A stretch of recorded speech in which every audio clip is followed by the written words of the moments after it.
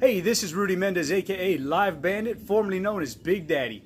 I was thinking about making today Wonderful Wednesday, but instead it just might be Worried Wednesday. And the reason is because I woke up today feeling good. I felt like $1,000,000. You know, I am bipolar depressive, so I might be, trending into a manic phase right now. Who knows? But my bank account might tell soon, okay?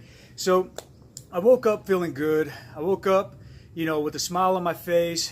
Life was going good. I did my daily prayer of God, please guide me in my words, thoughts, and actions so that I may stay sober today. And everything was good. And then all of a sudden, these thoughts started creeping in my head, and that shitty committee started going, and I started worrying about life. I don't have time to worry about life because life is going to happen, period. And so then I took my time out. I used one of the tools I got in my toolbox, which is coloring. And so I decided to take about 30 minutes and just color. Turn off all the TVs, turn off all the music, turn on the lights, grab 5 colors out of my box, grab my coloring page, and just grab a color without even looking. Color one shape throughout the entire page. I chose a lime green apparently, and then I decided to color all the circles the lime green. And I did that, and then I chose a purple, and I colored all the leaf petals, leaves and petals purple, and it just started clearing my mind, and that shitty committee started to quiet down. And I stopped worrying so much. And then it became Wonderful Wednesday again. Made some breakfast, and I just sat there and I relaxed. I turned on the TV, and I started meditating a little bit because those thoughts started creeping up again. And I started to worry. What about my job? What about my wife? What about my godkids and my nieces and my nephews? Am I going to piss off my sister because I can't go to her birthday party because I got another function that I committed to? Am I stretching myself too thin between work and Bike MS and Team Wingman and a Team Depot project? Am I coming down? Am I crashing? Am I going to let people down? And that's one of my biggest fears, and that's one of the things I worry about is being a failure. But I tell you, man, through my time in sobriety, almost 21 months, I've realized it's okay to be a failure.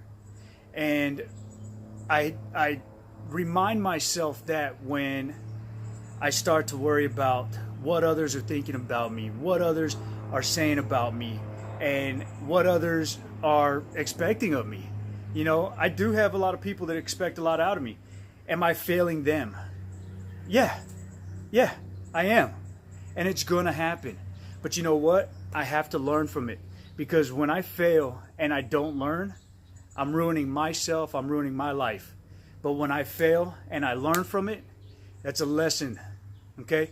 Life is all about lessons. You have to learn in order to progress. Okay? Progress is a process. The more you learn from your failures, the better you're going to be. I learn a lot from my failures. I know that I let my wife down. I know that I let my boss down. I know that I let my mother and my father down. But you know what? I've learned what I did and what I have to do in order to make that up. Okay? What I have had to do is take a huge look inside my head and at myself and figure out what makes me tick. And I tell you, look, I went out on a bike ride this afternoon. It was a wonderful bike ride. Started clearing my head again. The hum of the tires and the bounce of the chip seal started to let me relax a little bit more. Okay?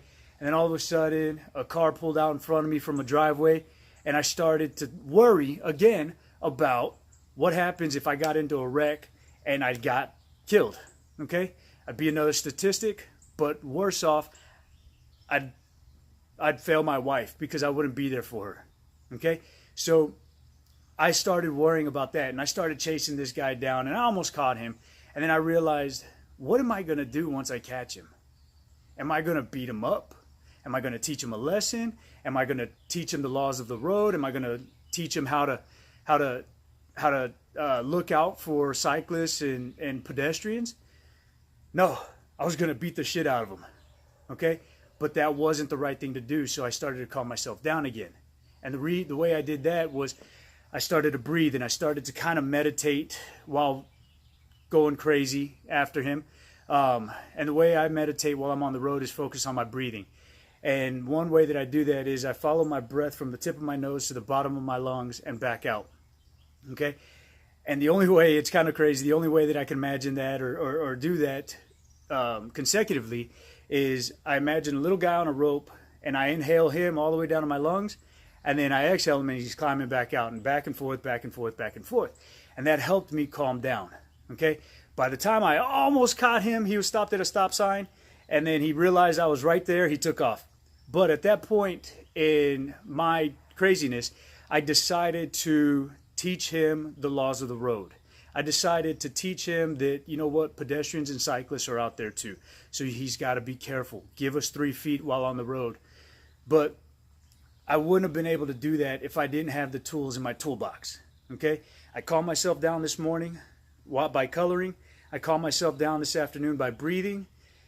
I have to remember to do that in order to stay sane and stop worrying, okay, and start making the day wonderful again. Today again is wonderful. I get to go meet with my wife at the pool company, and then we're going to have dinner together. We're going to have a wonderful conversation. No matter how bad her day was, no matter how bad my day is, it's going to be a wonderful day because we're going to end the day together.